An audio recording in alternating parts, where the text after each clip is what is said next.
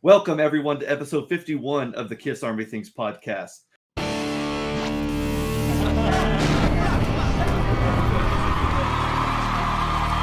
So joining me today as my co-host, we have Rob Myers from the Right Between the Eyes podcast. Rob, how you doing, my guy? I'm doing wonderful. This is going to be a fun night, a fun time to talk. So thanks for having me on. This is going to be a blast tonight. Absolutely. So everybody, welcome to what is effectively going to be called our Eric Singer appreciation episode. You're watching two Kiss fans, two drummers, two Eric Singer fans. You're going to watch us and listen to us just geek out about our favorite band, favorite drummer, mainly because tomorrow for us is May 12th.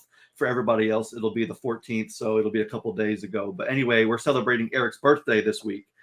So happy, I think, 65th birthday to 60, Eric Singer? Yes. Yeah. 65th, 66th, something like that. Happy birthday to Eric Singer. So I thought that, you and I could hop on here and just chat about Eric Singer and have ourselves a good time. Of course, I'm drinking that Moneybag soda. Hang on a minute. Let me get the label out there. And what are you drinking on today? I'm drinking out of an Eric Singer cup. And because I have blood work in the morning, it's just water. Oh, okay. Well, hey, very smart. Very smart. Yeah. Hey, that means that you're staying hydrated and you won't have any dehydration during a show. That's right. I'm not going to be sitting down like this partway through. Just, That's right. Exactly. So, stay hydrated, everybody. Let me get hydrated. Exactly.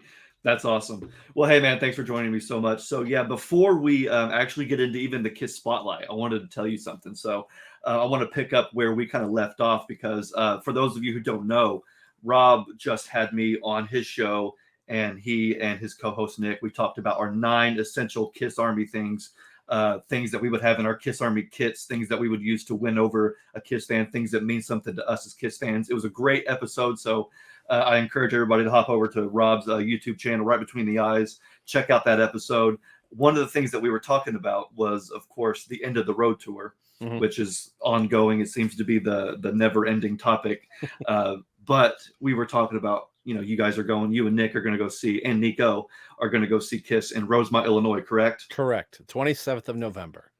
And Jeb and I and Daphne, all three of us have tickets for the 25th here in Indianapolis. Nice. The thing is, though, is that Jeb just moved. So that's why, if anybody's wondering, Jeb hasn't been on the show quite as much, is because Jeb moved. He actually moved to Chicago, about 20 minutes south of Chicago. Oh, wow. And so we're thinking, interesting. I live in Indiana, so we're going to go see Kiss Indiana. Yeah. Maybe we ought to go see Kiss in Chicago. And so I'm here to tell you that 30 minutes before we recorded this, we bought tickets to Chicago. Sweet. So we are going to be with you guys now. Unfortunately, Daphne won't be joining us. It'll just be me and Jeb. Oh, okay. But you guys are what, section 111? Section 111, if I have that. Yes, 111. Yep. 111 row K. We are section 211, right above you, about 10 rows above you guys. That's friggin' sweet, dude. I tried to get tickets as close as I could to you guys, so that we could either just hang out, make something happen, or just at least experience Kiss one last time together. So I figured we would start the show off with that. We will be seeing you guys, Kiss with you guys in Chicago 27th. Can't wait. to tie this all together. Tomorrow being Eric's birthday, a year ago tomorrow, you and I thought we were seeing our last Kiss show on Eric Singer's birthday. And here we are going to be at the tail end of November seeing our last Kiss show again. Yep. That's serendipity right there. That is awesome, dude. I'm trying not to grin like a 12-year-old schoolgirl right now. I can't help it. I have to. That's awesome. I mean, in the short time that you and I have been acquaintances and become friends through all this, that's just like, I remember coming home from that Dayton show telling my wife, I'm like, I didn't want to be some nerd going, hey, Xander, you want to get a picture? Like all of us as a group, we've got to do that. Oh, yeah. That's the whole community and podcasting, all the different people that we have met in just this short. I think you and I, our shows are about a little over 2 years old. Yep. I believe. So it just like with Pasquale and just everybody across the board, Brant, it's just been a really cool space to be in where sometimes it's like, oh, you got a podcast. Oh, we do too. Well, we're not going to listen to that show because it's one big family, one big community. So I love it. It's awesome. I do too. I think there is something to be said about that. That sometimes when you have a podcast and somebody else watches a podcast, it's almost like, okay, well, I can't watch their because it's like, okay. First of all, a podcast is about what, 1 hour. Somebody else's is 1 hour. There's 24 hours in a day. Everybody's a Kiss fan. Let's Right. share the love. You know what I mean? So I totally agree. Where it's like this kind of newer wave of Kiss podcast, we're all just kind of getting together, doing a lot of crossovers, and I fully expect, if we can make it happen, to do a show. Do a combined episode somehow in Chicago if you guys are down, and we can figure out a way to make it happen. That would be awesome. I mean, we've got a hotel in Chicago. I'm sure that, I don't know if you guys are driving back after the show, but even if we went into a lobby of a show, set up a microphone and a camera and been like, boom, let's just do it, or try and go off to an alcove somewhere in the arena. Yeah. I actually right now have no plan. I mean, we just bought tickets, so I have no hotel, no nothing. So I could sleep in my car if I have to. I don't care as long as I'm seeing Kiss. But no, I think that'd be really cool if we could somehow, some way make that happen. That would just be so awesome. That'd be like our final Kiss show, final show review. Well, we've been saying awesome. that I put up an image. I know that you liked it. We're going to have this series. I'm going to tell everybody here on your show, we're going to do this series for the rest of the year sporadically called The Road to Rosemont. So we're going to be looking at all of Kiss's. I think they played Rosemont in the Rosemont. It was called the Rosemont Horizon. Now it's the Rosemont All-State Arena. They played it 6 times. We're going to look at each of those 6 shows. And with the Carusos living not that far from there, kind of get their perspective of Rosemont and kind of come up with unique things, like every month or so, like, hey, here's our Rosemont episode, and we'll do something. So we'll have to pull you guys into that as well at some point. That's a cool idea. I like that. The Road to Rosemont. Yeah. That's really cool. All right. Well, actually, before we move on, you were talking about how we met up and date and everything. Yeah, it's actually been about a year since we've, I guess, been friends, since that kind of marked the beginning of our friendship. And you were wearing that exact shirt that you're wearing right there. Well, it was actually. Oh, no, that was the purple one. It was a purple one. Yeah. Oh, you're right. You're right. Yeah. You're right. Yes. It is. This one, I kind of, from the waist up, I look fine, but this is from 1996. This is the original shirt. And I got that at a Cleveland Kiss Expo way back when. So I thought I'd squeeze into it one more time, but I'm not going to be standing up to reach anything. That is awesome. Yeah, you're right. I remember you saying that. You said, I'm the guy in the purple Eric Singer shirt. Yeah. And my first words to you was, hey, there you are, purple shirt, Eric Singer fan. That's hilarious. And Eric Singer was in the room. We were hanging out, just kind of chilling, you, me, Daphne, talking about stories and whatever. And all of a sudden we hear Eric, or the crowd kind of, what? And everybody turns, and in walks Eric Singer. I know in the last episode you threw a picture up. I loved that, of Eric Singer coming in. And of course, you and I, we didn't say anything. We were kind of off to the side. But I tell you what, let's not like make a pact, but let's just agree to something. If we're ever in that position again, next time, let's say something. Let's say, I'm going to say, Eric Singer, I got your biggest fan right here, and I'm going to point to you. I'm going to do the same thing. And then we'll just do a whole thing. Yeah, and we're going to get Eric's attention, because we're kind of the guys that we'll just kind of, do our own thing and not really bother anybody. But next time, let's bother him. Not bothering, but let's yeah, a little. But I didn't want to be that guy in front of you like, wow. Daphne, let's just get out of here. That's great, man. That is great. So yeah, well, hey, we're already talking about Eric Singer, man. This is fantastic. But let's go ahead and do the Kiss Spotlight real quick and talk about what we've been listening to and getting into. So I'm going to let you go, since you are the co-host tonight. Tell us what your Kiss Spotlight is for today. Well, I don't have it here in front of me. I have one of them. I've been listening to 2. I was listening to one all week, and this has to be a guilty pleasure. I wonder how many people in the Kiss Army actually listened to this CD. It was released originally, the first one, it was called Chario Ruction. Jokoko Retsutin? Yes. Jokoko Retsutin. Okay. So that was originally released in 2008 through CD Japan. So bad podcaster. It's out of my reach. I can't get to it. So, but the version I was listening to is now called Classic Kiss, that was in the Sonic Boom CD. So I've been spinning the crap out of that. Every once in a while, I'll just go, I just want to hear the re-recorded stuff. I know for some people it's polarizing. I know that was only done just for rights, and when Guitar Hero and all that stuff was going on, they wanted to take ownership of their music, blah, blah, aka Taylor Swift. I mean, I think she went back through and was really doing a good job. You could tell this still is. Yeah. And you could just tell it with these Kiss songs, they just went in and recorded it. It's very low production, but I love hearing Black Diamond with Eric Singer playing. It's cool to hear Forever. I mean, none of the songs are going to live up to the original versions at all, but I still get like I love Hotter Than Hell off of that. I think that's a really kind of cool version. Calling Dr. Love is really kind of cool. Like again, Black Diamond. So that's what I was listening to up until the time you said, "Hey, do you want to do this podcast?" So I switched.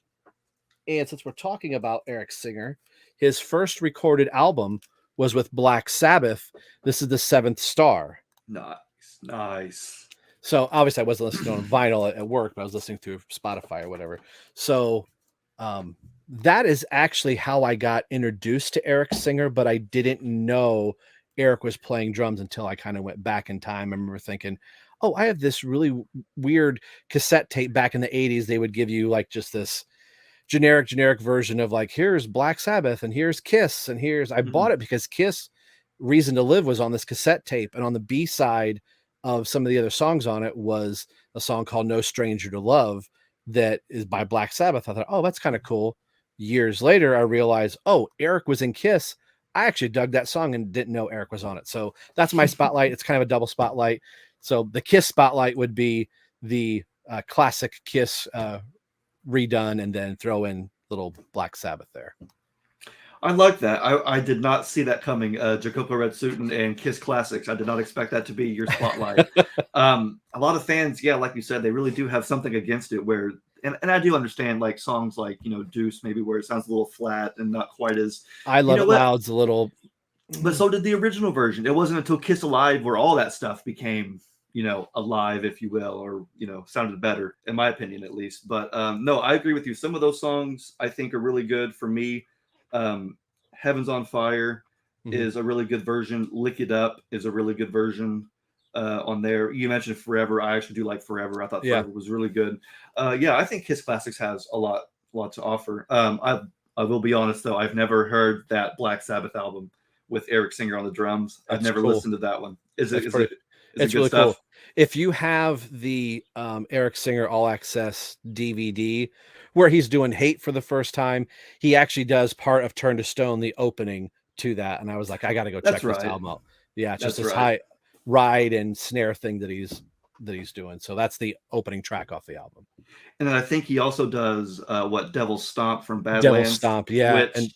Which I totally bastardized that into like my own drumming. I used that like in my own drum solos, a version of that, because I heard it when I was like 10 or 12 or something like that. So it just kind of got embedded. But yeah, I totally ripped that off into my own drum solos. That's awesome.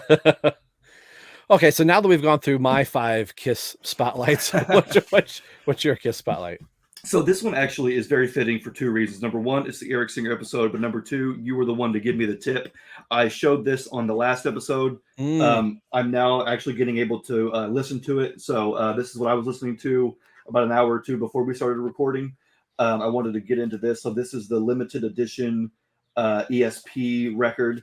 There's only 500 of these made. I know you have one too. You were like, hey, dude, jump on this. You'll never see this again. I thought you're probably right. So went ahead and got this, but only just recently was I able to actually start listening to it for myself. Yeah, there you go. You got 2. Nice. That's the green and white. Oh, nice. Is it the translucent, the clear, silver, whatever? The clear, and where my center label is, they both say side 2. Oh, wow, for sure. Wow, I didn't check mine. I'll have to check mine at some point to make sure I didn't get a double error, or an error label. That's funny. So yeah, as big an Eric Singer fan as I am, this is an album that I've never owned for myself. So this is a great addition. Thank you for the heads up. But yeah, so it's awesome because, again, embarrassingly enough, some of these songs, other than the obvious ones like Foxy Lady, and you got Going Blind, which is a Kiss song, and Won't Get Fooled Again, there are a few of these songs that I've never heard before. Oh, really? Yeah, like, I mean, Teenage Nervous Breakdown. I should have heard that song. That's like Nazareth, and then I think 4-Day Creep is Humble Pie. Humble Pie, yep. Those are songs, I mean, those are bands that I know and songs that I should know, but don't. So this is, it's really great for that reason too. I'm hearing songs from, bands that my favorite artists like. So I know that Paul Stanley's also mentioned Humble Pie as being one of his, influences too. So yeah, this has been a great record all in all. For that reason, what I haven't gotten to yet, I've been just listening to Side A over and over again. but I think you said on side B that Ace Frehley makes an appearance. Is that correct? Ace Frehley is on Foxy Foxy Lady. Lady. Yeah. Yeah, I that's you awesome. can definitely tell, especially in the solos. It's really kind of cool to hear Bruce and Ace trade back off in leads. But and they were recording. Kiss was down the road doing Psycho Circus. Ace drove down to where they were doing this and came down on one of his off days and recorded this in one take and drove back. Nice. That is awesome. That is awesome. Well, yeah, that's pretty much it for my my Kiss spotlight. I got to get into side B of that record, side two next. But anyway, so yeah, we're just going to continue on with our Eric Singer episode. I mean, we've kind of been already getting into it already as it is, but I kind of wanted to start out with like our intro to Eric Singer. I know you mentioned that Black Sabbath record was kind of indirectly your Eric Singer, introduction. But as far as like Kiss goes, because I know you were a Kiss fan first starting around the Hot in the Shade era is when Yep. you started becoming a Kiss fan. So that means that Revenge was, hey, right around the corner. Right. Eric Singer's introduction to the band right around the corner. So I don't know if you saw any of those shows. Hopefully you can tell us about that right now. But what was your introduction, your first intro to Eric Singer as a member of Kiss?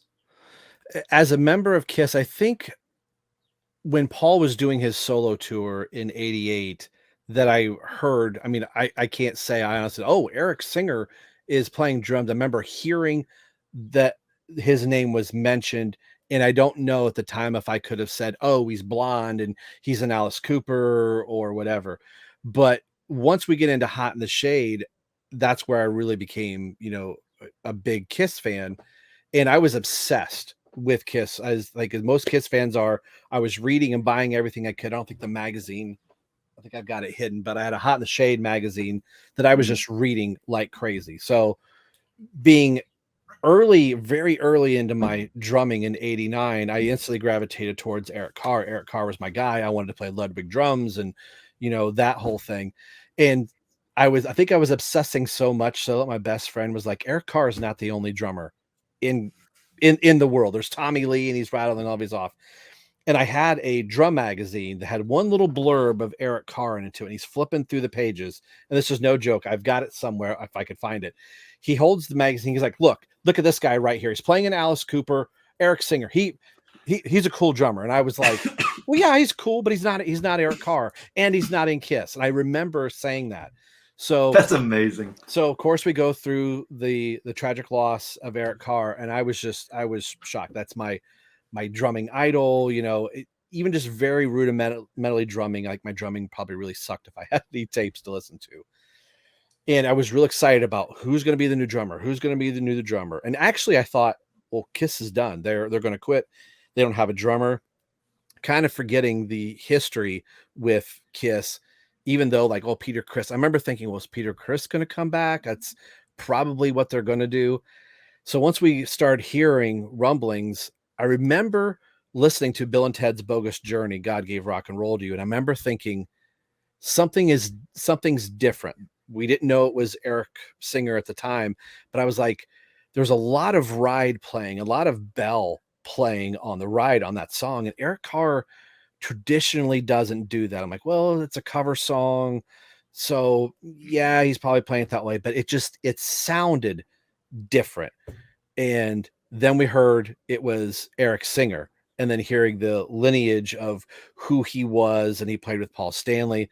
So then I was like, Eric Singer, is he that guy that's in that group Badlands that I really like?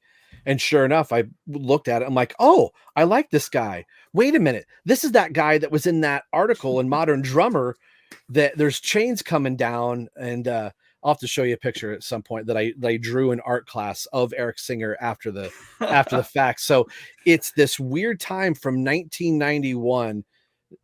Yeah, 91 to 92, right before Revenge comes out, that I'm doing a huge dive. I go out and I buy Seventh Star, Black Sabbath. I buy Badlands.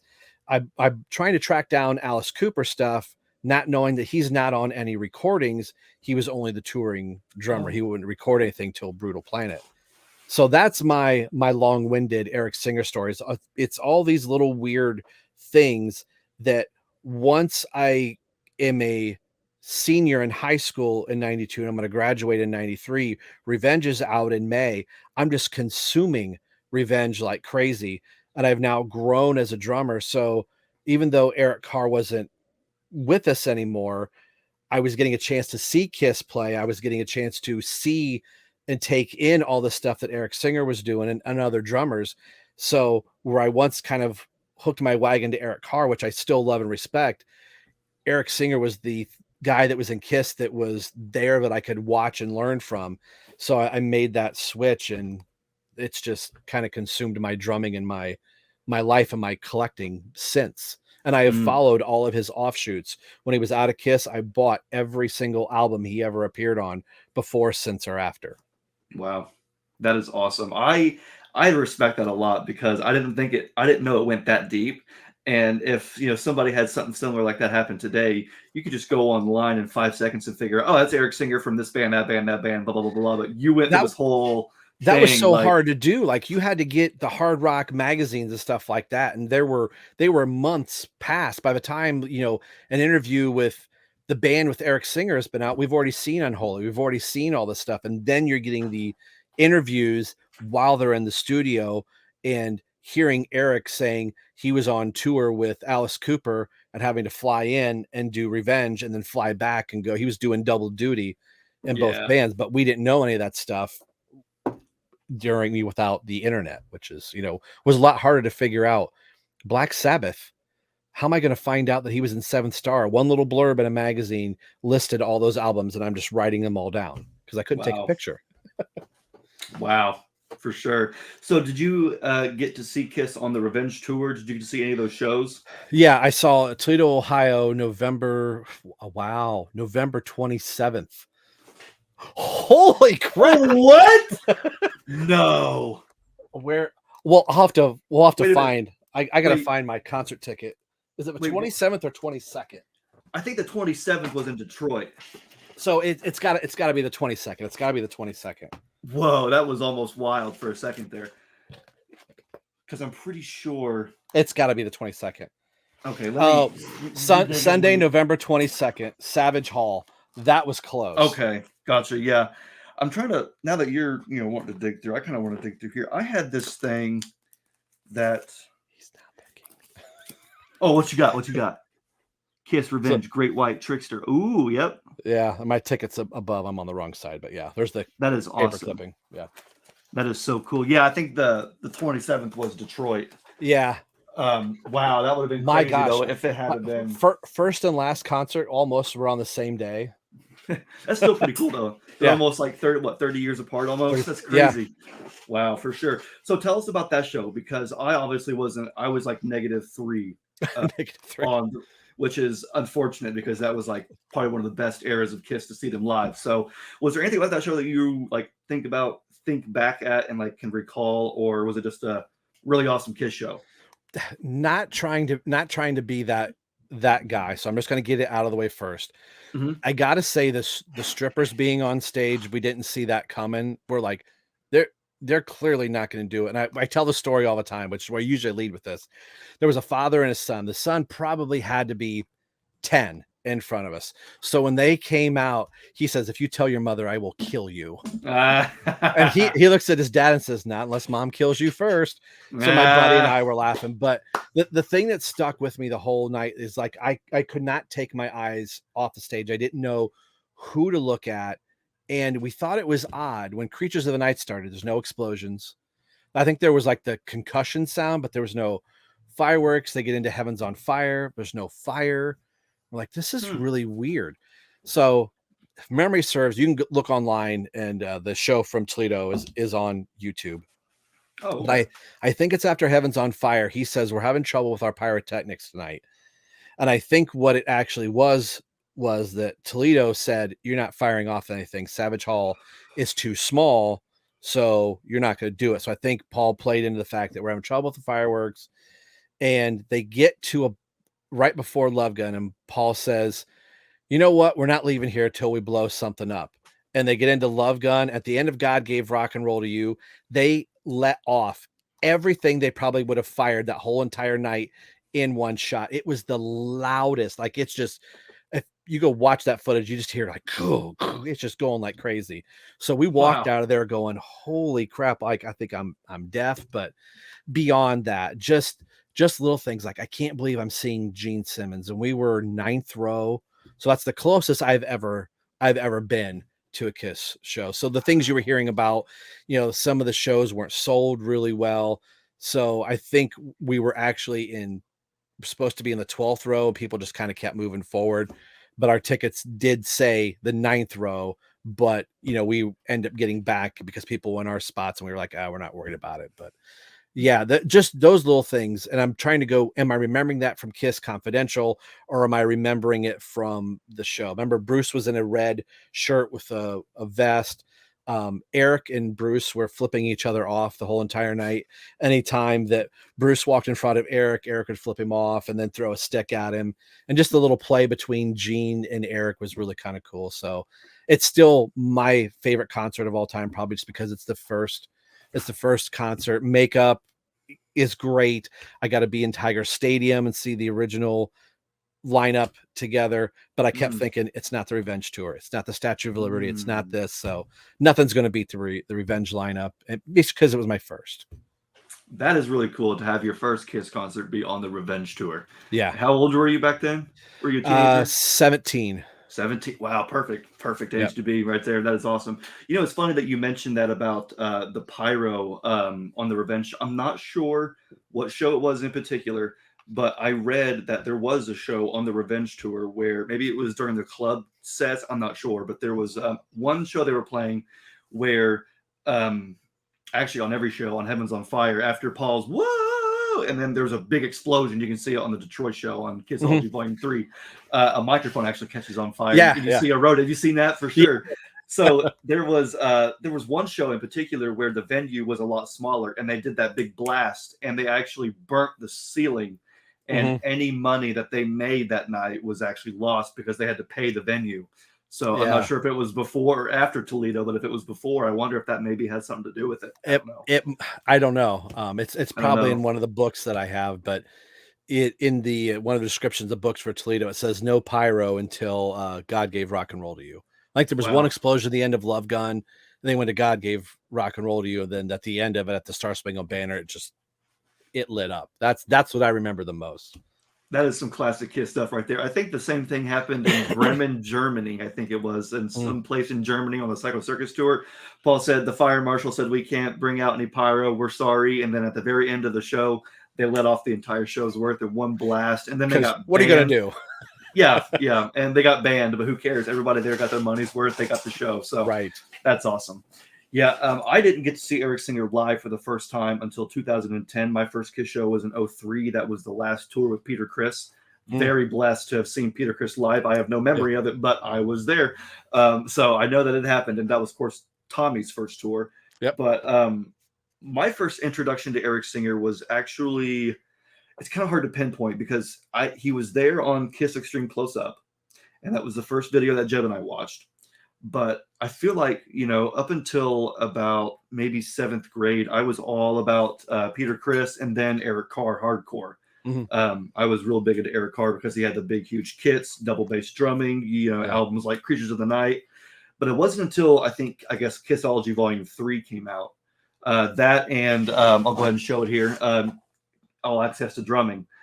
When I got this around the same time in 7th grade was when I was like, oh, this guy is a step above the rest. You know what I mean? I think Peter Criss is a fantastic drummer. I think Eric Carr is a fantastic drummer, but there is just something about Eric Singer that makes him just a cut above the rest beyond Kiss. It's all drummers for me. Eric is just, I don't know. He's just something about, he would say that Buddy Rich is the best drummer in the world, but I would say that Eric Singer is the best drummer in the world. That's just my opinion, but.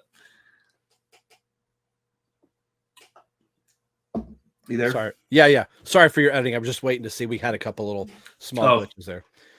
But gotcha. I'm the same way. There's other drummers that I like for various reasons. Mike Mangini and Mike Portnoy, both from Dream Theater, and Morgan Rose from Seven Dust, even Louis Weaver from Petra, and Robert Sweet from Stryper, and just different different drummers for various reasons, but there's something about Eric. there's a level of professionalism Yes.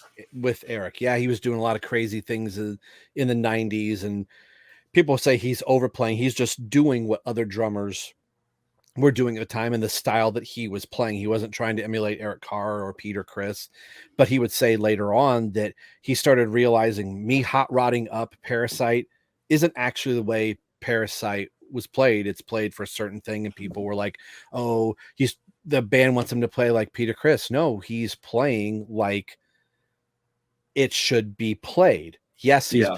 he may be playing like Peter Criss, but he's still playing like Eric Singer. He's not playing every single note for note, but he's not double bassing all the way through. He may be adding those accents and doing his tom fills and stick twirls and cymbal catches and stuff, but he's still playing for the song rather than let's just hot rod this up for the sake of doing it. I loved both, but I totally get once he came back into Kiss and he was in the makeup role and going, these are how these songs are played. So he said, Paul and Gene never said, well, Eric, we want you to play like this. He just realized this is how these songs need to be played. So when he played with Brian May from Queen, he played the Queen songs like the Queen songs were played, and Yeah. played with Alice Cooper. Alice Cooper gave him more flexibility, like just play, be you, do what you're going to do. But he still played in that context of whoever he's with. And I really like that, where some people say, oh, Eric Singer doesn't have a style. He does. He's a chameleon of multiple styles and can play just how he is. I don't want to get on a rant, but where people are like, Eric looks bored back there. He's 65 years old. He's not going to play in the caliber that he was at 39 or 40 or even 50. They're all up there in age, and I hope I can play drums into my 60s the way that he can. I hope I can play in my almost 50s now. Yeah. Yeah, no, I mean, I'm totally with you. I like what he brought to the band in the 90s, because, and this is something that I can only, appreciate and acknowledge as I get older, because as a kid, I was like, ooh, fast playing, big drums, whatever. But like nowadays, I can really respect his ability to take those 70s songs and at the time update them. Of course, now it's 30 years ago, but at the time it was present day. So he was bringing those songs up to present day speed, and he was adding in a lot of that fresh approach. And I think he nailed it. I mean, if there's one takeaway with these soundboards and all this stuff that we're getting where it's just bare bones audio, it's that Eric Singer can hold his own no matter Mhm. what. We can talk about some of the other eras of history where the songs were really, really fast and there was maybe it was a little bit sloppy live, but Eric Singer never has that issue. It's like he's always just perfect. He's always Rock on point, solid. rock solid every single time. And personally, I wish, again, I totally understand. I wish he would, as it were, hot rod Parasite Oh, me too. Me too. Yeah. today. It's one of the things that I love about Eric and hate about Eric is that he is very respectful for the music. Whereas, most people are like, oh, I'm going to show my ass on this one. I'm going to really get up there and just, but he doesn't want to, overshadow anybody. He just does his thing. And I respect that. But yeah, I think that his playing on a lot of those songs is terrific. Some of those fills and deuce. Yes, all of those came from Peter Criss, and he gets all that credit. But Eric Singer's flavor, I think, and his style is really neat. There's an attack that he has that Peter doesn't and Eric Carr doesn't, but each one of them have something that the other doesn't. But there's just a sound that Eric has, and you can hear his consistency no matter whom he's playing with, that you go, that's Eric Singer. I can hear it, I can pick it out and know instantly just now having 30 plus years doing it. And I think that's just really cool to be able to do that. Yeah, and real quickly, I know you know this, but just in case anybody's listening and thinking that, oh, they're trying to downplay Peter and Eric Carr in favor of Eric. No, that's not what we're doing at Ooh. all. You're naturally going to just compare people, but we're just really going to shine a spotlight on Eric's individual talent, because again, he is something special. So let's talk about some of our favorite songs. We mentioned Parasite already. Okay. But are there any particular songs, Kiss or otherwise, that you think that are just maybe better with Eric on it, or just that you gravitate towards? So do you want to do stuff that he that aren't his and do All of post it. all of it. So All of one it. of my I said it on our previous episode, my favorite Kiss song of all time is Rain. And Mm. hearing that go just that clean, crisp, like almost robotic machine drumming. It is on point all the way through, and I love the heck out of it. I love the kick on Carnival of Souls. Hate has got some really choppy stuff into it, real cool time signature stuff. I love his Creatures of the Night on Alive 3.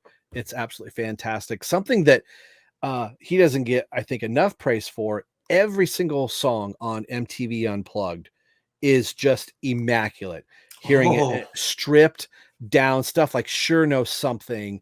I really like Going Blind, just that the snare. And I don't know if you catch him a live performance where he turns the stick, he's playing with the butt on World Without Heroes is just really kind of cool.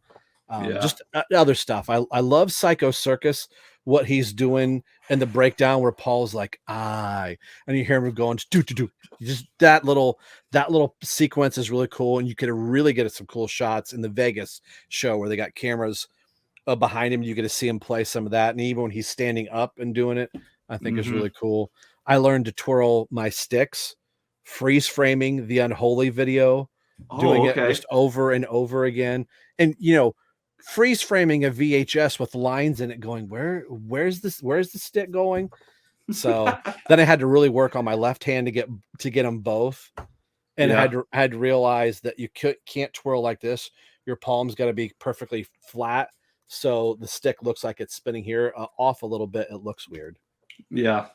That's funny. I actually learned to twirl my sticks because of All Access to Drumming, which again, Eric Singer, he does a whole thing on the visual stick tricks and Yep. all that stuff. That's where I learned it. Yeah, it's actually an illusion. It doesn't. The sticks don't spin; they just kind of No, move back and forth. But it's all an illusion. So if you do it right, if you do it it right, it looks like it actually twirls. Yeah, that is yeah. awesome. I have a hard time keeping it. Oh, me too. It It's wants to ride up here, but if I yeah, I'm the exact do same that way. same way, yeah, I think you and I'm I are the worried about exact hitting the same person. microphone. You and I have the exact same person. I have that same issue too, where it's like I can do it for about 5 seconds, but then after that, it wants to creep up and just like a Fly helicopter. up, yeah. It takes off on its own. So you mentioned some great songs. Obviously, Parasite we mentioned. Mhm. If I had to mention one, I would say Watching You. I feel like that's another one Oh, where on that Kissology DVD, even Alive 3, that's a track that I thought was just, I mean, the Kiss Alive version is great, but something about having Eric and Bruce on that track just solidified it in a way that I just hadn't been done up until that point. It's a shame, actually, that songs like Watching You and Parasite weren't played by the Eric Carr era, because I would have loved to have heard Eric Carr's interpretation of of Parasite Watching You, and Watching You. Parasite. Yeah, those two, I would love to hear Eric Carr on Parasite. You know, Yeah. I like one tour away from where they started bringing that stuff back in '92. Mm, I mean, they yeah. started pulling some stuff like "I Want You" and other things that Eric Carr didn't get to play a lot, but by the next touring cycle, there's a whole bunch of stuff that Eric Carr never got a chance to. Yeah, that would have been great. But I love the way Eric does it. I mean, I think that the studio versions of Parasite and Watching You aren't quite my favorite, but Mm-mm. nevertheless, just because of the way the recording was, but nevertheless, Ace wrote some amazing riffs, and those are two of them right there. Those are two of like my favorite riffs, and probably in all of rock and roll. Just the way they make you feel, the way I don't know, just it's music, man. The way it hits you and connects it's everything. Those Yep. are great songs. Now you mentioned Going Blind from um, MTV. MTV Kiss Unplugged. They also played Going Blind on the bonus disc on Kiss Rocks Vegas, that little Yeah. acoustic set. Mhm. And if anybody has a chance to watch that, Eric Singer knocks it out of the park. He has this little itty bitty drum kit, those little, for the acoustic set, right? Mhm. And it's a very slow song. It's not the heaviest song, whatever. And he is just adding in the craziest fills. He has a single pedal, but if you listen, he's doing some like double bass stuff Mhm. on just the one kick. And it's just, I don't know, it's chef's kiss. It's perfection. It's stuff that unless you're a drummer, you wouldn't know. You wouldn't know, you wouldn't Yeah. even think. But when I just sit back and listen to only Eric play on that version of Going Blind from the bonus disc on Kiss Rocks Vegas, again, so random, it's a mouthful, but that bonus disc, he just absolutely slays it. And yeah, I'm with you on Psycho Circus. They brought that back in the set about 10 years ago, I think, on the Monster Tour. Yeah. And that was one, I think it was the opener, and that was probably one of the best things they could have done for the modern Kiss set list. You know, fans are always complaining that the set list has not changed, and you know, it's been the same exact set list for 10, 20 years. It's like, no. And that's one reason right there, is because that when that song came in, it was like, yeah, absolute energy. Again, the studio version, Kevin, I think it was, who was on that Kevin Valentine was on Psycho Circus. Yep. Yeah. He did a great job, you know, did what he was supposed to do.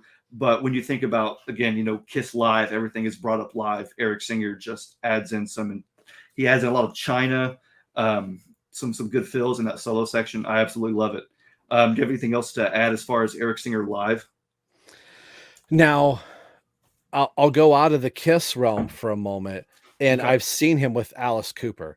So him with Alice Cooper is absolutely fantastic. So I'll do my first show and tell here. Let's go. Off the Eyes of Alice Cooper, and this is actually autographed by Eric. Oh wow. And Eric, another Eric here. I'm blanking on his name. He was the lead singer in Slash's Snake. Eric Dover. So Eric Singer and Eric Dover. Then there's Chuck from ESP right there. He would replace Carl Cochran. But anyway, he has a cool drum solo, you know, obviously in the Alice Cooper show.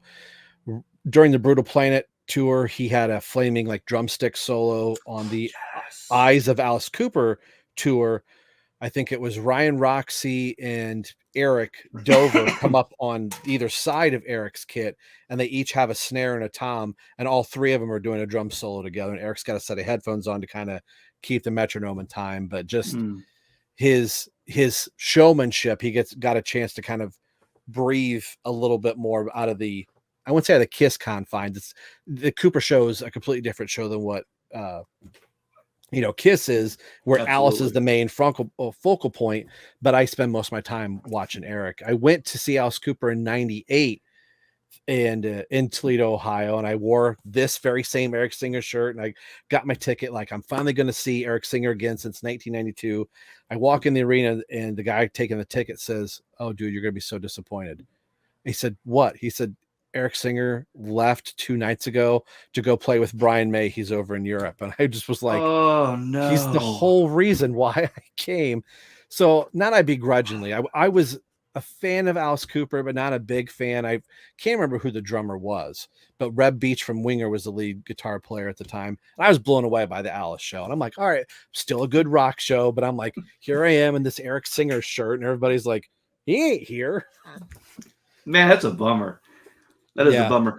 I'm glad you mentioned that flaming drumstick thing, because I did see some videos on YouTube of that drum solo where, like, yeah, they had the snares on either side, and then I saw a video where during his solo he had the flaming drumsticks, and he did that in Kiss during the farewell tour, barely. Yeah, right. I can't remember if it was in Australia or Japan. One country wouldn't let him do it. I think it was in Australia he did that, and not Japan. I think in the 4 shows in Australia he did that flaming drumstick. So he did that with Alice, Brian May, and Paul and Gene are like, "Oh, well, you got to do that." And they get to Tokyo. Yeah, it's definitely Australia, because it's not on the Tokyo show. Right. Yeah. Good point. Yeah. And that's a bummer that it hasn't come back since, because if I'm not mistaken, I remember hearing before this End of the Road tour started, if it was Eric or somebody was saying, yeah, we want to try and do some things, some new things, and bring some things back, and we're thinking about doing the flaming drumstick trick. I was like, yeah. Haven't seen it yet. Nope. Haven't seen it yet. Fingers crossed for Rosemont. Rosemont. We're only gonna do it here in Rosemont just for you, Rosemont. that would be amazing. But it's stuff like that sets Eric Singer apart. I mean, has anybody else done that before, that flaming drumstick? Does that kind of come from something, or? I think that's kind of happened. I know Tommy Lee has done a version of it, and there's been other drummers that have kind of replicated that through the years. I think that's just something that he decided to do, that probably one of his idols has done. So I've seen multiple people do it before. So it wasn't anything new, but it was something different to see Kiss implement it. Like Gene's the one that does the fire. Now Eric is playing with it at the same time. So that's a cool thing. And it just looks so cool. All the house lights come down. So all you're seeing is this flame just go back and forth between Yeah, the symbols, which is really cool. I would love to see it. I mean, I'm sure it's probably logistically hard to do because you have safety reasons and you have, like fire's unpredictable and they already have one, fire act with Gene's fire breathing. So they may not want to take any more risks. But with as complex as the show is and as cool as it is, and with them wanting to kind of go out with a bang, I think that if they were to do something really cool, I mean, this is the tour to do it. It's the last tour. And I mean, they have a whole sections of the show set apart for Eric solo anyway. So it's like, why not give him the opportunity to do the flaming drum? I love what he's doing now, though, where he like has the double bass walk going, and then he will use the rag to kind of wipe his sweat off, and then he points at the crowd and gets real close to the camera. I think that stuff is really cool. But something about that flaming drumstick trick is it's too awesome. And this is the Alice Cooper Brutal Planet DVD. I mean, Mm. if people get DVDs anymore, but just look up the Brutal Planet tour and you'll see that there. Perfect. Speaking of Eric Singer and his live antics and shenanigans, there was something they did for a brief moment back on the Sonic Boom tour over Europe tour. I'm not sure what it was, but they had the Bazooka. You remember Yeah. that? You Yeah. remember that? Yeah. That I thought was super cool. Now, when did they quit doing that? Because I saw them on the tour, and I don't know if it was on that tour or not, but it was definitely gone by 2014. Do you know about what time they quit doing that? I think it had to be about that time because I want to say it wasn't there for the Alive 35, but I think the Sonic Boom over Europe tour, they started doing that there. And I think that's where that started coming through. So yeah, I think by the tour it was done. I have a stage used drumhead from the Rock Game Ring show they did over on the Sonic Boom on Euro tour. Oh, nice. That show you can find on YouTube, and they definitely had the Rocket there. And they played. Of course, I saw them a few months later on the Hottest Show on Earth tour in Indianapolis, but I can't recall if he did the bazooka trick there or not. I'm sure he did if it was that close in time, but Yeah. I don't know. My memory is terrible sometimes. But anyway, so let's start talking about some memories because now you've met Eric Singer before, right? Other than that Dayton. Yeah. So personally met him. I don't have any of the pictures close by, but maybe I'll send them to you. So if you want to drop them in somewhere. I think I thought one of these I had signed because usually he would date the year that he signed stuff. So now I don't have. I just got some signed stuff. So I saw him in 2007 was the last time when I showed the snare drum in the Kiss. Maybe I'll pull that out for yours here in a little bit. Sure. And then I saw him in 1998, and I think I saw him in 2000. I think I've seen him 4 times. I'll get the list to you. I should have been better prepared. So I think I've seen him four separate times. And one of the cool ones was they only did 2 US shows. So the original Eric Singer project in 1998. This is crazy expensive online. I've seen it anywhere from like $100. So this is the original ESP, what it looked like. So at the Indianapolis Expo in 1998, they played all those songs that you just got, and then they did like Jungle, Smoking in the Boys' Room, and then a couple other Kiss stuff, Watching You, and some different stuff. So that was cool to be in a little ballroom. There's Bruce Kulick and Eric Singer, playing in Kiss, or not playing Kiss, but playing Kiss songs again, which was kind of cool. Oh, right, because they weren't in the. They weren't in Kiss. So getting to hear, it's the first time I heard Jungle live with Eric and Bruce both playing their parts, and so my eyes, I'm like, okay, John Corabi singing, but it might as well still be. It's half of the Revenge lineup, so that was cool. And they did Domino, and so that was cool. That is cool. Yeah, I got to meet Eric for the first time in 2011 at the Kiss Expo in 2011. Let's see. As a matter of fact, I think I'm gonna post a picture. It'll already be posted by the time this is up, but I'm gonna post a picture on Instagram of Eric and I I'll do from the that same. day for sure. Was you there in 2011? No. Sorry. Oh, I okay, was okay. I was a year before. Gotcha. Okay, for sure, for sure. Yeah, we got to meet him in 2011, which for me as a 17-year-old, or how old was I back then? 16-year-old. A 16-year-old was absolutely. I mean, he was my. He. I mean, he still is, but at the time, I mean, I was like, when you're 15, 16, whatever you like, you really like it, and so Oh yeah. I was really into Kiss, really into drums, really into Eric Singer, and so yeah, getting to meet him was fantastic. But I actually wanted to tell a story, if I could, Go for that it. my dad actually experienced. Now, my dad passed away. I'm not sure if you knew that or not, but Yeah. um, my dad, who is the one who got me into Kiss and Jeb as well, unfortunately, he passed away over 10 years ago. But this was a story that he told me, and I've got pictures of it. So this was really cool. So he and my mom went to the Ramada Inn when Kiss was playing during their convention tour in Oh wow. '95. And my dad was a Kiss fan, but he wasn't a diehard Kiss fan. Okay, keep that in mind. Okay. My mom loves Kiss, loves music, loves rock, but she also loves rap, loves metal, loves all things. Right? Okay, so they're just going to go to a Kiss convention because it's the thing to do, right? Right. So they get there and they see. Did you get to go to a convention? No, I wanted to, and I couldn't pony up the money at the time. I was out of high school, graduated, first job, and I just rent needed to pay. Yeah, for sure. But you've seen the picture, so you know what went Yes. down. Yep. The traveling Kiss museum. They had the mannequins and Mhm. Peter Chris's drum set and all this incredible stuff. So you're walking in and it's like, oh my gosh, dude, this is incredible. So they're having the best time. They get to watch the acoustic show, which I'm sure was beyond incredible. All four of them did a meet and greet after that. It was actually, I'm pretty sure, included. So you just bought your ticket to the event. This is before the modern day where you had to pay to Okay. get in and then pay to get a ticket and then pay to get a photo, pay to get an autograph. Da, da, da, da, da. This was back, you just show up and you get it all. So they get in line to meet Gene, which takes about 4 hours because of how long it was. By that time, Paul wasn't even available anymore. Bruce's line was still a little too long, and they decided, hey, we met Gene. That's awesome enough. So let's go ahead and head back to our hotel room. They were with a high school buddy of theirs at the time too. So it's, I think, three or four of them. And dad, mom, they get in the elevator. I'm about 2 months old, by the way. So I'm at home with a babysitter. I'm missing all this. Bad parenting right Terrible, there. terrible, Terrible. terrible. So I'm at home anyway.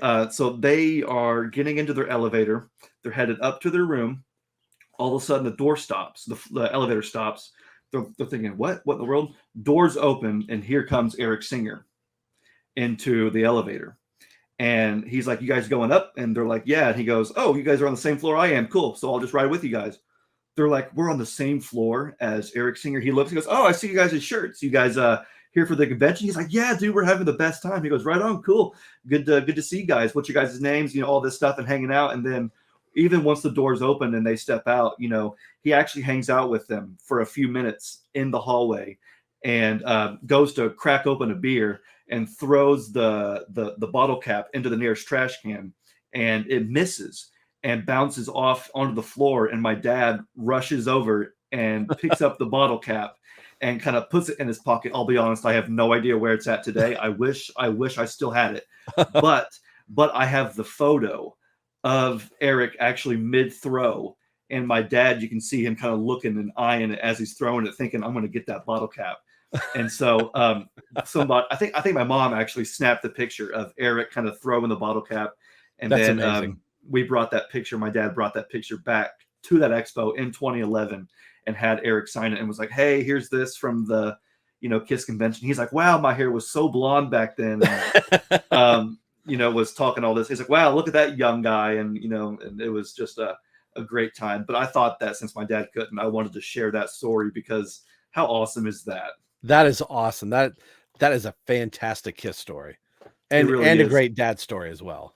Yeah, really. And the only thing that gets better than that is, you know, what happens next year when Kiss puts the makeup back on and the original lineup is together. And my mom and dad, they got married and went up to see Kiss at Madison Square Garden, or no, Market Square Arena, excuse me, Mm. in Indianapolis. That was their honeymoon. So those two events are what made my dad a diehard Kiss fan. Was meeting Eric at the Kiss convention, seeing the whole convention, meeting Gene. He's got pictures of Gene, and then of course the reunion era. Kind of like you said, you're just fresh out of high school. You're wanting to just experience life, and Yeah. so that was the thing to do. For me, it was the Kiss Expo. I posted today. I don't know if you saw it. It was the Gene Simmons Kiss Expo. I was 18, me, Jeb, and my buddy Derek just kind of went up by ourselves, no adults, and had the time of our lives. And Eric Singer was actually there that weekend too. He was the special guest on Sunday, I think. And oddly enough, that Sunday was also Mother's Day, just like this Sunday is Mother's Day. So we actually on Friday and Saturday went to the expo, and then we left on Sunday to go home to see our mom. So we actually didn't get to see Eric that year, but he was there walking around on, I think, Friday. No security, nobody. He wasn't a guest. He had no table. He was just in the neighborhood walking around. And I actually stopped. Hey, Eric, can I talk to you for a second? He said, I really want to, bro, but I got to go to the Pacers game. I've been talking to a lot of people getting stopped. Got to go to the Pacers game. I said, hey, I know you're a Pacers fan, man. Take care. So I had no problem there. But yeah, so I thought that I would share that little small story there. That's funny. I saw him in 06 at the Indiana Kiss Expo. I think it was Indiana Kiss Expo. I'll have to look at my thing. I got pictures of my buddy and I in it, and they were doing like Eric Singer and friends doing a jam. Like Bruce and John were doing some stuff, and then they left. And then Eric was playing, and he kept saying, "All right, this is the last song. We got Pacers tickets." Like, "All right, one more. Okay, we'll do one more song." And I think they're doing Detroit Rock City. He's like, "I seriously got to get going." He's like, "I got to catch a car, a taxi, and get to the arena." People are like, "You don't have tickets," and he's like, "I got them right here." And people are like, "Go." That is amazing. I don't know what it is about him and the Pacers. I mean, he is from Cleveland, so I guess it's kind of like one state over. But I don't know why he loves his Pacers. He's a diehard Ohio State Buckeye fan for football, and I'm like, it's not Cleveland Cavaliers. It's not, he loves LA basketball with, Kobe and all that stuff. So yeah, the Lakers. Yeah. Yep. Makes no sense. But anyway, so any other memories you want to share about Eric Singer? I just wanted to share a couple there. If not, I think we can move on to talking about more specifically this, if you'd like. Oh, now, you mean this? Well, actually, I was thinking, yeah, that exactly right there. Yeah. Oh, you mean this? Oh, that's it right there. Also, your shirt. You mean this? Oh, he's flexing hard. That is pretty good. So what versions you got there? There's here's original VHS, signed, and still. Do I have the insert? The insert somewhere. Because there was an insert with. Here's mine. Yep, there's mine. Got my insert. Got sheet so music. This is how I ordered my shirt. I wish I could have got the hat. Or the hat, excuse me, the drum head. So then trying to think what year, this was the next one that was released. So I might have picked this up. 2008 is when this came out. Wow. So this is 06. Do you have the 06 one? Oh, wait a minute. Okay. So 06. So this was the next one. So this is from Alice Cooper. And then this was the last one. Wow. I did not know about that third one there. Yeah. And this one is just like you probably can't tell it from here, but it's one of those just printed on a CD label. I think the back of the CD is actually purple. Kind of a homemade jobby. So I think he was producing these himself. Yeah, he self-funded this himself. Yeah, this was all him, which is impressive. Yeah. So yeah, I got all three of those, and of course, I've got this Pearl All Access to Drumming. Yeah. Oh, yours is signed. Mine's is signed. Yeah, no. So does the show sucks? No. Does the 08 one that you have, or that third one, does it have anything different on it? Because this one came, I think, with some bonus features, right? This one came with like the Eric Singer drum cam and stuff like that. Yeah. So bonus footage. Back of this one says includes over 30 minutes of rare, previously unreleased bonus footage, including solos, live performances, and more. So probably the same then. I think everything's the same. So good, because I was like, if not, I'm gonna have to be on the hunt for that one. Yeah. That's awesome. Yeah, the reason why I want to talk about this is because this, I don't know about you, but for me was pretty pivotal in my becoming a drummer. I had already played drums starting in '02. Peter Criss was my guy. Rock and Roll Over was like my favorite album to play. And then I became like obsessed with Eric Carr. And then it just kind of came to a real big, the climax was with Eric Singer. Like everything was like the Yep. pivotal moment. And this was really pivotal for me as a drummer. I think he did an excellent job with this, making the viewer feel like, like there is no rules. Don't feel like you have to be contrived to a certain. He really supported and encouraged people to just do their own thing and be their own drummer. And as far as like his double bass tips in this was very important for me. Was there anything about Same. this that you just really kind of like that you really got something from it? I think it was when he was saying, play the beats that you already know. I was always trying to play along with I mean, he was talking about playing along with the radio, but I didn't listen to a lot of hip hop. But what I started listening to was a lot of like New Edition, Bobby Brown, Michael Jackson stuff. Like he was saying on the video, stuff is to a drum machine that it is spot on.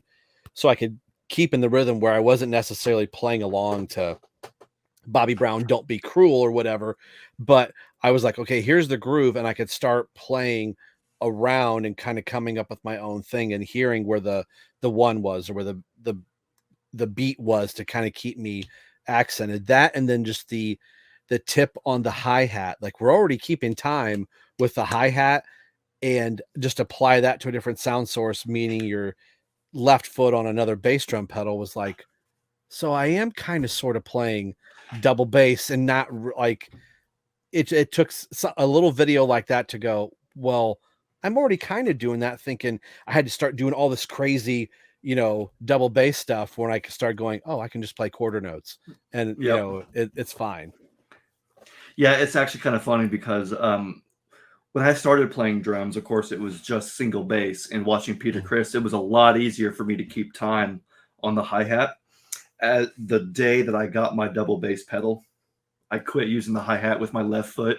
And it's funny because it's gotten so bad that as of like today, I can't use the hi hat to actually keep time anymore because I'm Really? so used. Yeah, it's funny just because I never like once I figured out how to like once I unlocked the secret of double bass, I never went back. I was like, nah, I'm forever I'm forever on the double kick now. I don't know why, but it's kind of funny because now I'm at the point now where I can't even. I have to like retrain myself, as it were, to use the hi hat to keep time. But that's just the thing, though, because I mean, yeah, and it was all Eric Singer. Watching him play like Creatures of the Night, watching him play Parasite on this Hmm. was absolutely incredible. And then for me, his solo at the end of this, it's on YouTube. I uploaded it on YouTube about 10, 11, 12 years ago, during fifth period in high school, because I wanted it to be on YouTube.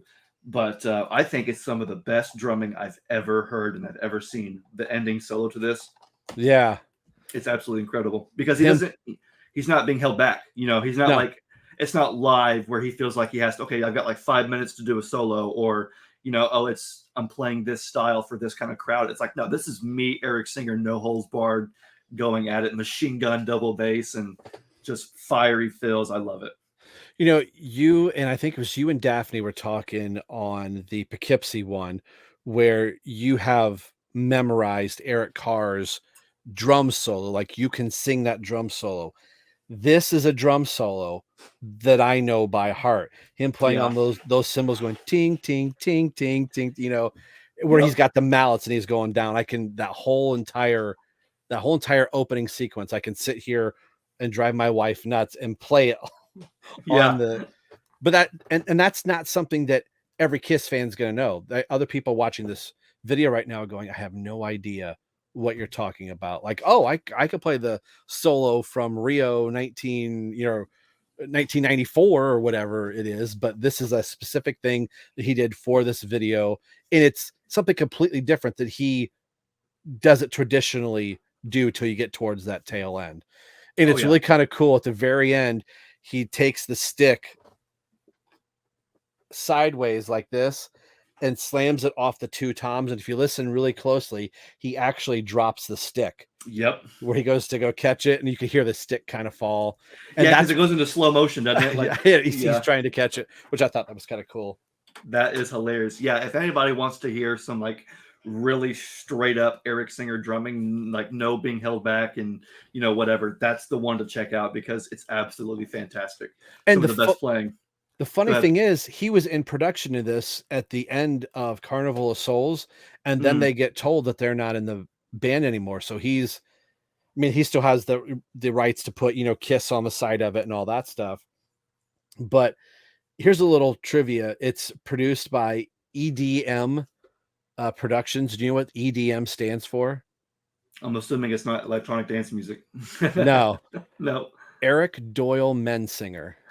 Oh, wow. That's his name. That's his real name. Yeah. His birth name. Wow. No, I did not know that. Yeah. That's a good catch. Very good catch. So that was one of those. I think I heard in an interview while he was in the middle of us going, well, I'm not in Kiss anymore. They're on retainer. And Gene was like, do your drum video that you were going to do. We've got you. Don't worry about it. They're on retainer. They're still getting their Kiss salary. So he was able to get this out in a timely fashion. And then where I think he was probably going to be able to put it out through Kiss, he had to do it through. I remember finding this in like Metal Edge magazine. That's the only reason I knew that it was a thing, because there wasn't a kissonline.com back then. So it was in trades or just Metal Edge or Spin magazine or whatever it was. The only reason I found out about the VHS. Wow, for sure. I was actually very gracious to get mine for Christmas. This was a gift that Santa allegedly gave me. When I woke up on Christmas morning, I had this and I think you mentioned that drum head, the Attack drum head, the white drum head. Oh, yeah. Yeah, I actually got that one too. I didn't bring it with me, but it's down there. I got both of those autographed for Christmas. And I remember talking to my dad. I said, where did you get this from? He goes, it was Santa. I said, Santa ain't bringing this kind of stuff. I said, this is way too specific. I said, this is like something that you found. And he told me that it was kissmuseum.com, which is, Kiss Museum. It used to be the Kiss catalog. I love that catalog. Oh my gosh. That was the best catalog. Here's one right here for you. Yep. I've got that one somewhere. I still want this thing really badly. The tabletop electronic pinball. It looks cheesy and it's probably going to chintzy and it's probably going to break, but I still want it. Yeah. When I looked at this, I forget how much it was. See, it says see website for price. It won't tell you. But right. When this first came out, I think it was like $50. And I really wanted it because I thought like it was one of those, you see those little mini pool tables? Oh yeah. They're very, very small. I used to have one when I was a kid. They're for kids. I thought it was something like that. Well, I saw somebody have one, and I don't think this is any bigger than. It's actually a lot smaller than I thought, which is kind of a bummer. I thought, if I'm not mistaken, I think it's a lot smaller than what I thought. Not like a handheld. Right. It's not very big. I was thinking, I wish you could see my table here, but I thought it was about as big as my table. And it was like this little electronic thing, but apparently it's not quite as big as I would have thought. I still want it. I don't care. Still want it. But anyway, here's the Kiss catalog. So that's where that stuff ended up coming from, which I was like, oh my gosh, have to get stuff. And I still to this day buy relentlessly from Kiss Museum.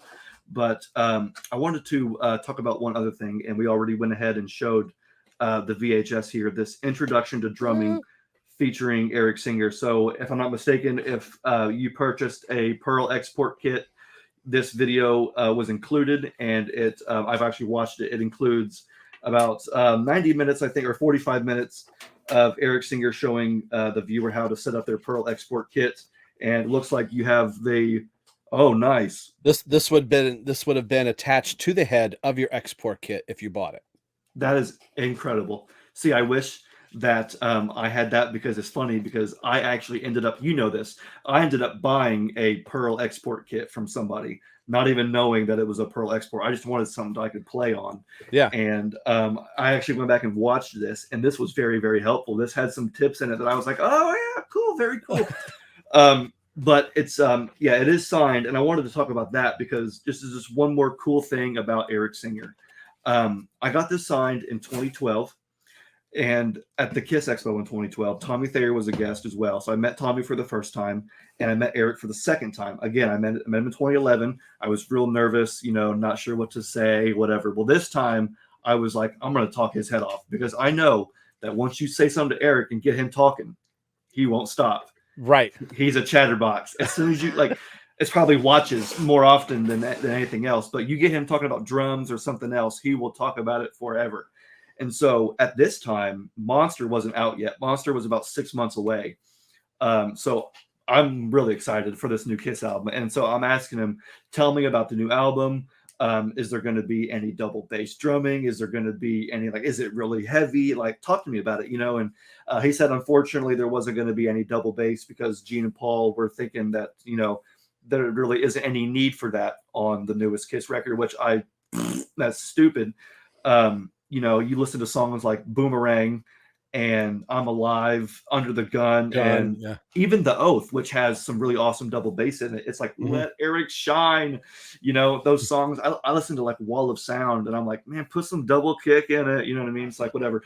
But no, he was talking it's going to be a lot heavier than Sonic Boom.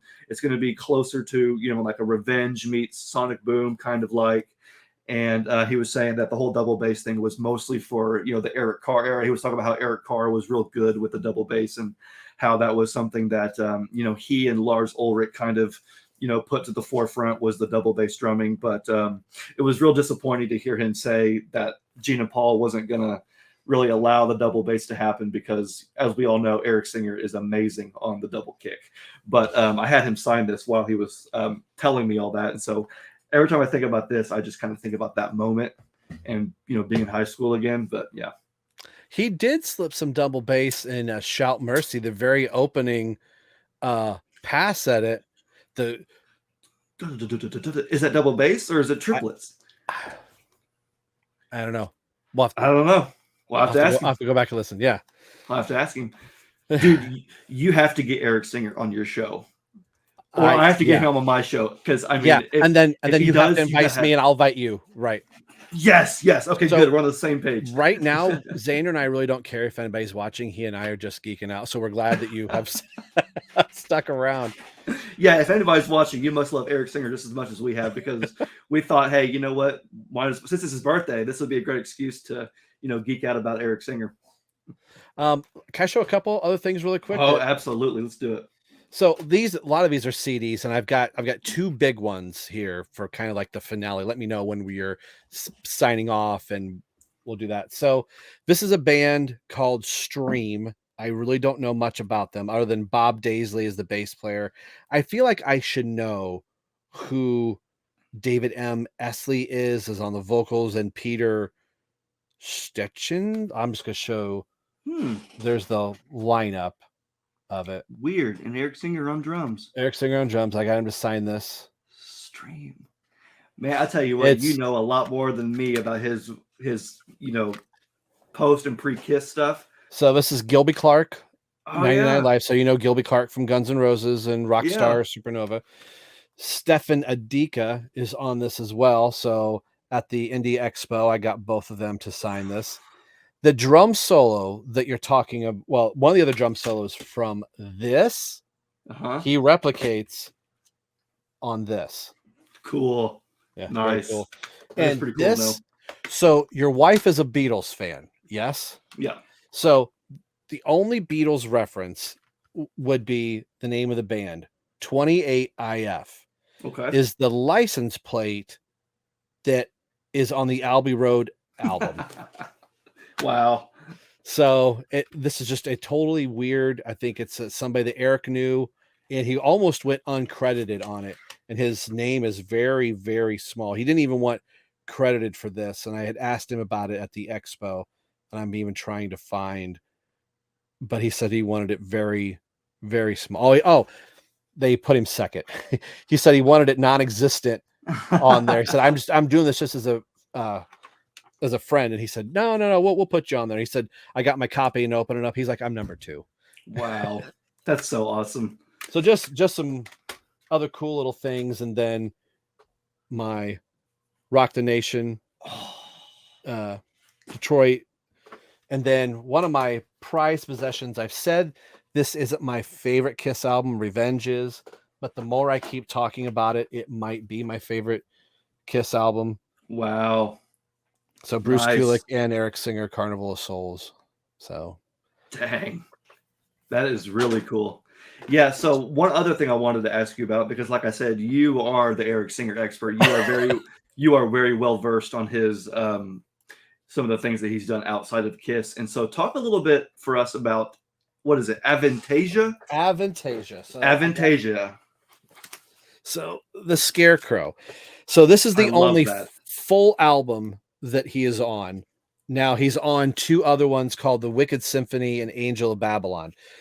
So they were recording a whole bunch of songs at one time. So he was, I think, in between an Alice Cooper and Kiss tour and recorded as much music as he possibly could, then instantly took off because he did this in Sweden.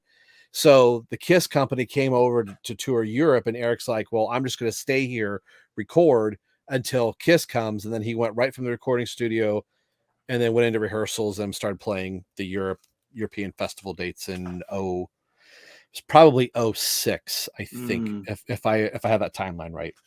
I'll have okay. to look again. So this would be, to me, this is Eric's best recorded material that I Okay. have ever heard. You want to talk, I want to hear Eric Singer do some double bass. This is double bass like you have not heard. It's very progressive on the line of like Dream Theater type stuff, Mm, and then very melodic like Journey, some Metallica-ish type of stuff, very power ballad. I think this is right up your wife's alley, being a Phantom of the Park ish type stuff, that it is very symphonic. So Tobias Sammet, the guy that's doing this, he was actually on Bruce Kulick's BK3 oh, album with Eric Singer. I forget nice. what I think the song's called, I'm an Animal. But anyway, Yep. Alice Cooper's on this. He always gets some big name people, and a lot of the big names he gets are from the European countries that, Tobias is actually from. So I'm not sure what the connection was, but he reached out to Eric. Eric flew over. So Eric is as much part of the band that's listed as Tobias, Sasha, something, I can't remember his name. He's the guitar player, and Eric Singer. Then everybody else is listed. All three of those albums, they're the primary band that makes it up. And I think Wow. I showed this on one video. I'll show you here that it's not like, so Eric gets his own insert there, and then the rehearsal Oh, nice. footage of them playing.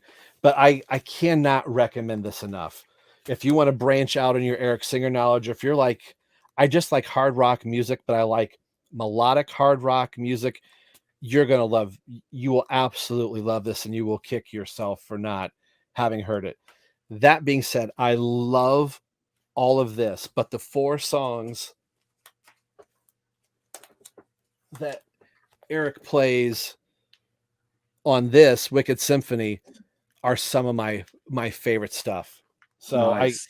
start here, and you'll, I just, That I'm is kind of, awesome. dumbfounded at what I want to say about it, because I don't want to put it in a jar. So each of the songs are kind of like telling an overarching theme. It's not like The Elder where it's trying to tell a story, but it's there's a theme to each song that kind of has a flowing narrative going through it. But you could listen to them out of sequence, and it works just fine.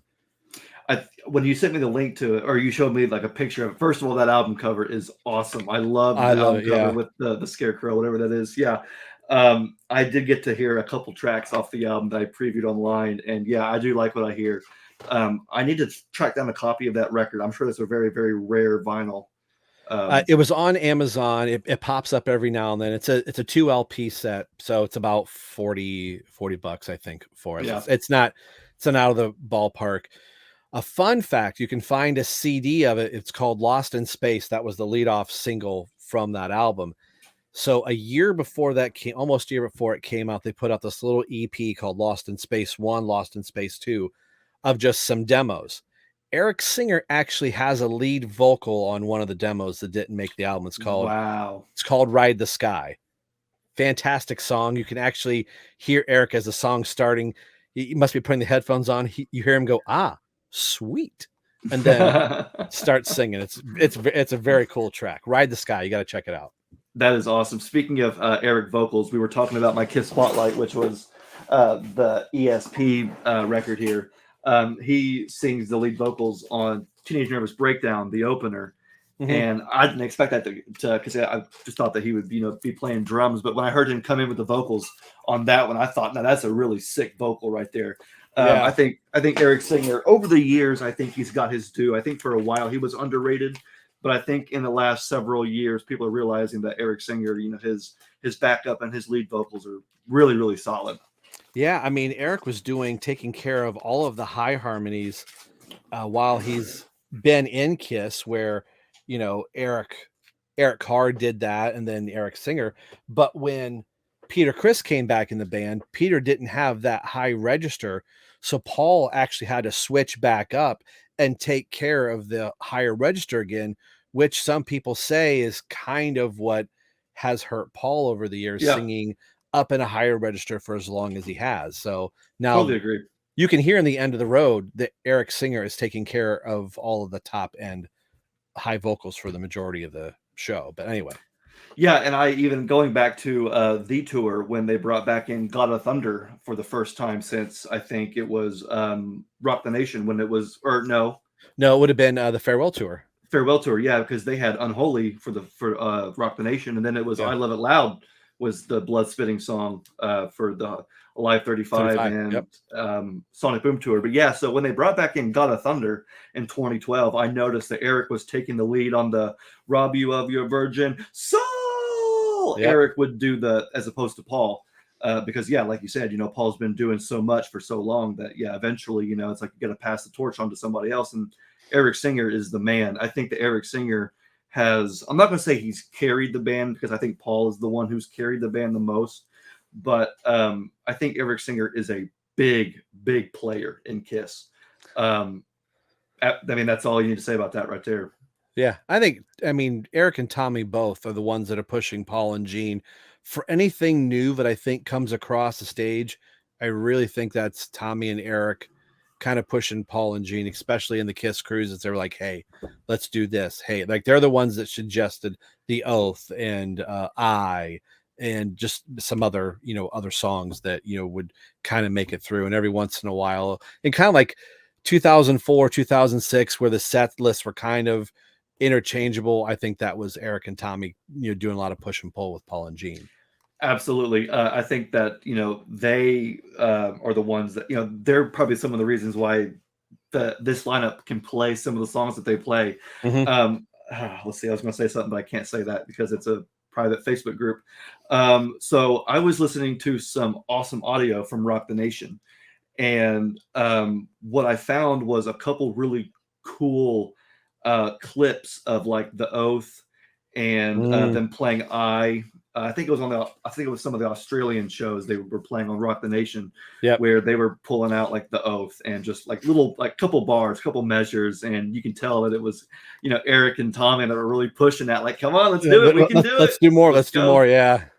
One in particular I can think of, Tommy Thayer at one of the Kiss Expos was giving a Q&A, and he was like, yeah, we're always trying to push for different stuff. The one song that Tommy always pushed for was All Hell's Breaking Loose, which I love that song. So cool. Yeah. And they actually did do it on one of the Kiss cruises. I'm not sure if it was the whole song, but it was one of the first 3 Kiss cruises they actually did try. Yeah. All Hell's Breaking Loose on the upper deck, the Sail Away show, which is awesome. But anyway, I have one more thing to show, and then we can kind of wind down unless you have more to show. I'm all for it. But I thought that since we kind of are talking about some of the more obscure things in history, and I would show something kind of rare and kind of weird, honestly. This is an invitation. No, I didn't go, but this is an invitation to Eric's 60th birthday party. Oh, cool. Which was held at the Indianapolis Kiss. That. For sure. So it's funny because it seemed like almost every year at the Kiss Expos, it was Eric Singer's birthday. Yeah. I can think back to 2012 when they brought a cake out for Eric. And after they were showing the prints for the big monster book that was coming out, they had a cake out for Eric. And then there was another year was Eric's birthday. And so this year, which was 2018, it was Eric's 60th birthday party on May 12th. And so Keith, I think, and some people threw a nice little private party for Eric. I know some folks that were there, but I wasn't, I wasn't invited, but they were selling these for whatever reason. The next day when Eric was a guest at the expo, the night after the party, they were selling these at his table, and you could have him autograph it. And so I got him to sign it right there. That's and then, cool. And then, like I said, on the back, it has all the dates and stuff like that. But yeah, birthday cake will be served. Birthday cake will be served. Purple party laminate required for admission, so you couldn't just get in. But it says, please, no gifts necessary. It was even a surprise party, it says. But yeah, so even though I wasn't there, I did spend $10 to have Eric sign this because I thought it's one of those weird random things that nobody else is going to have. It was a one-day thing. So I thought, well, hey, I'm going to snag it up. I've always been after like a stage played something from Eric Singer, and I don't have any Kiss stage played, but I don't know if when the internet was starting to become a thing, did you ever go to Eric Singer's website that it was actually eric-singer.de because it was done by a guy over in Denmark named Drumboo, I think was his name. What year? Because I didn't start using the internet. Would have been 2006 to 2000. I don't know. It probably died off around 2000 because he was using it up almost to the end of the road. Then it kind of faded out. But I think it really started around.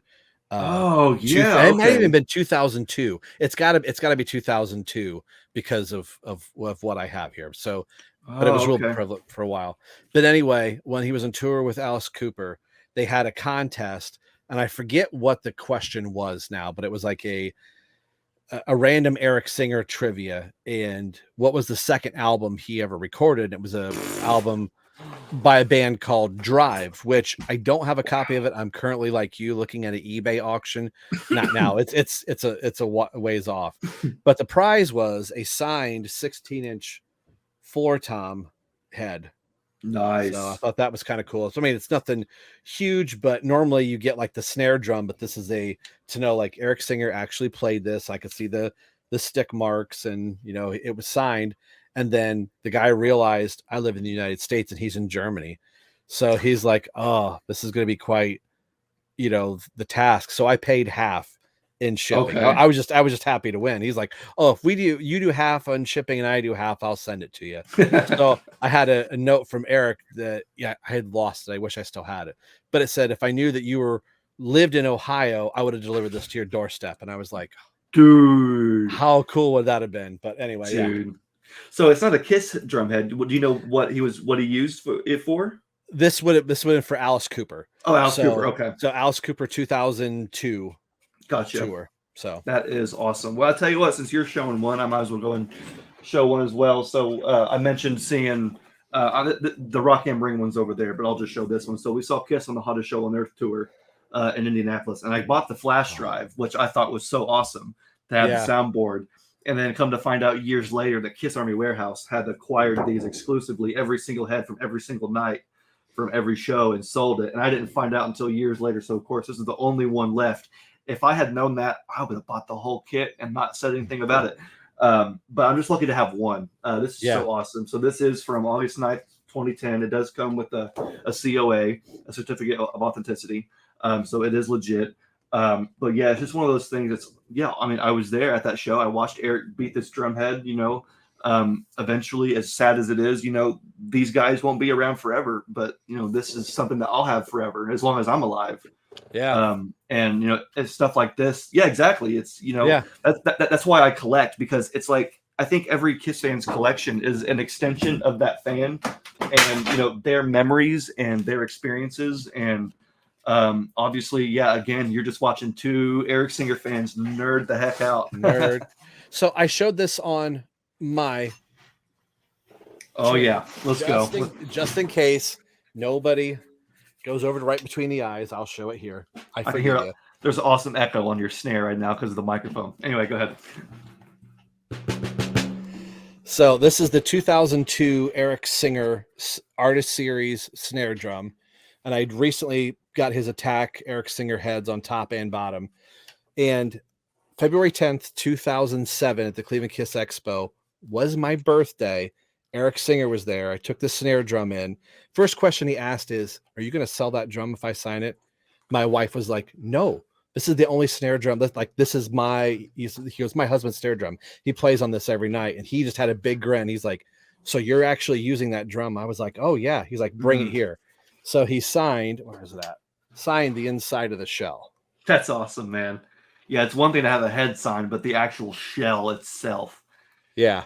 So he took the whole head off with the did you get a drum key to it, or did it was when I off? went to the show, I took this whole bottom head, everything off, and he was like, "Where's the rest of the drum?" I said, "Oh, I left it at home. I didn't want the chain dangling anywhere else, but this is still the original chain that was on it. I had never replaced it, but yeah, one of my prized possessions." You said, is it an 02 or an 04 series? Oh, excuse me. This is a 04. Excuse me. Okay. 04, yeah. Okay, for sure. I just wanted to make sure, but yeah, that's awesome, man. So that's like Rock the Nation era. Then is that one of the ones that he was holding in the poster? Yep, that's the one he's holding in the poster. Yep. I used to have a huge print, a huge poster of that Rock the Nation graphic of them behind or in front of aluminum foil. Yeah, and it was like almost wallpaper. It was like floor to ceiling almost back in like probably 8th grade or something, and it ripped right down the middle, and I was so devastated. But yeah, it was that same drum head. So I've got one more thing to show you. I don't know if I've ever showed this to you, so I'm gonna have to take the camera off the mount here. It's on my screen. Okay. So I'll just turn the camera around and I'll just let you see this. Awesome! I cannot wait for this. This is a Kiss Army Things exclusive. No freaking way! Is that from Kiss Replicas? Kiss Replicas. So that is the monster vest on my mannequin. You have never showed me that, and that lithograph next to it is dope too. Yep, that's the lithograph. I think you could still get that lithograph. You could still get that on Kiss Online right now at the moment. That's sweet. Wow, no, so I did not know about that. I did not know you had a Kiss Replicas Eric Singer vest. That is sick, man. So it's one thing to tell your wife you want to get the vest. It's the second thing to go, "I want to buy a mannequin." She's like, "Ooh, why?" So I posed it and set it up. She's like, "If I haven't called you a nerd up until this point, you are now officially one." She's like, "Can you at least take the arms off of it?" So every once in a while, like it's bad enough I've got the cardboard cut out when I'm cleaning this room. I'll set it in the middle of the living room, just kind of cleaning stuff up, and it scares her half to death. She's like, "Do not bring that mannequin out." So it's only just the torso, but she's like, she goes, "You literally have a store mannequin in your room." I'm like, "I know." Oh yeah, we have store magazine racks in our house too. Yeah, you got one. Yes, I see right there. Yes, we do. Yes, and I love that Eric Singer cutout. Is that him in the Creatures outfit? Yes, 2017 from Kiss World. That's awesome. Yep. That was Christmas money from my in-laws. Oh. She goes, "You got to go tell you got to tell my mother that you bought a Kiss cutout, and she's not going to understand." And my dad's going to look at you and go, "So you bought a piece of cardboard with paper?" Yeah. Yeah. Now that's right. One last thing: do you have this issue of Modern Drummer?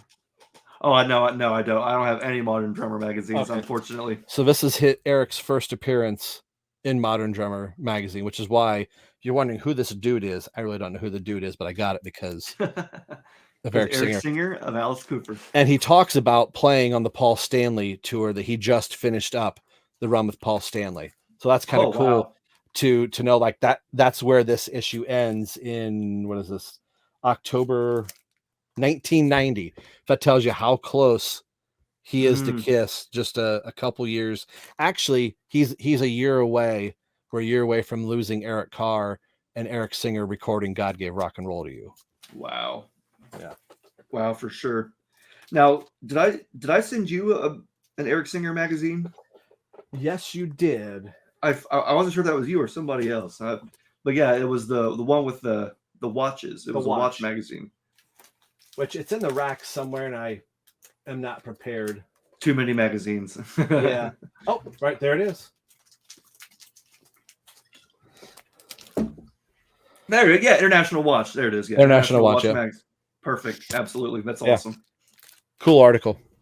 Yeah, awesome stuff. Well, that's it for my show and tell. I have plenty of other Eric Singer stuff, but I Oh thought yeah, that this was the main of the main brunt of the stuff. So yeah.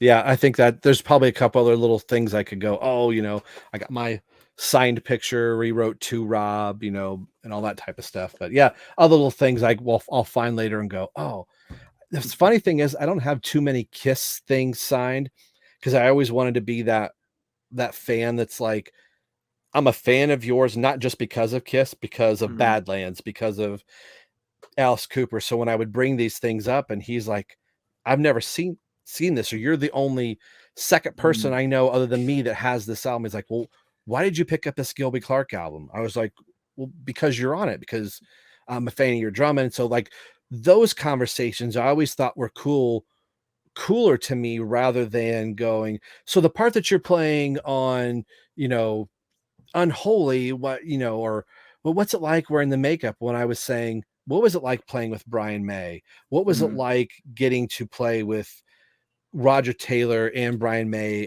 under the name of Queen and just doing those little things? Or when I put the Stream album, he's like, how in the hell did you find out about this? And I was like, I was reading an interview that you did and said you did this thing. So I tracked it down, and he's like, that's pre-internet. And I was like, I know, it was really hard to get a hold of it. So those little conversations meant the world to me because I felt like I was on a parallel ground. I was having a conversation that he knew.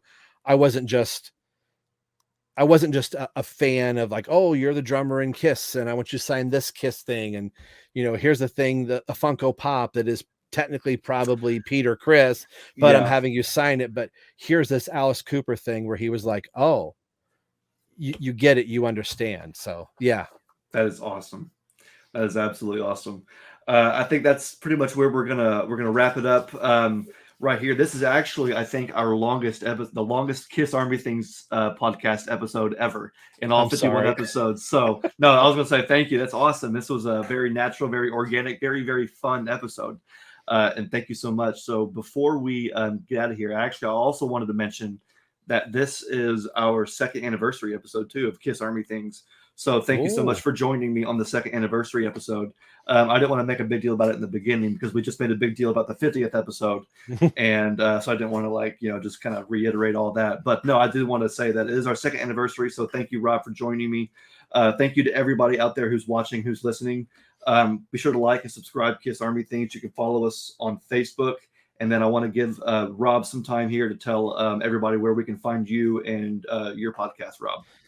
you can find us on all of the audio podcasts like Apple, Stitcher, Google Play, all that stuff. Any of your podcast catchers, you can find us there. You can find us on simplecast.com. Right between the eyes is where the host site is. We're primarily on Twitter at RBTE Podcast. We're on Facebook at Right Between the Eyes Podcast. We have a YouTube channel. We don't use it as a podcasting platform as much. It's more like, here's a little clip of our Google or our Zoom call, and I'll put up little clips. Sometimes we'll do full episodes, and we might start doing more full episodes, but they'll probably be more audio based, unless like, hey, this is going to be a show and tell episode. So we are on YouTube, but primarily check us out on Twitter at RBTE Podcast. Awesome, awesome. And then yeah, so be sure to everybody, since you're watching this, you might as well after this go to their YouTube channel because I was just on an episode with Rob where we talked about our 9 essential Kiss Army things. It was a fantastic episode. I think everybody would love to watch that. So head over to Right Between the Eyes YouTube channel, check that out. Be sure to subscribe to them and follow us all. We're all on social media, Facebook, Instagram, all that. And then Kiss Army in the comments, leave us your Eric Singer stories, your Eric Singer memories. What tracks do you like to hear Eric Singer on? Do you like Eric's drumming? This is the Eric Singer appreciation episode. Again, happy birthday, Eric. It's his Happy birthday. birthday tomorrow. So yeah, leave us your Eric Singer comments in the comments. I'm sure Rob and I would love to read those and enjoy those. And be sure to join the conversation with us. Until then, we will see you in episode 52 of the Kiss Army Things podcast. My name is Xander. My name is Rob. Peace out, everybody.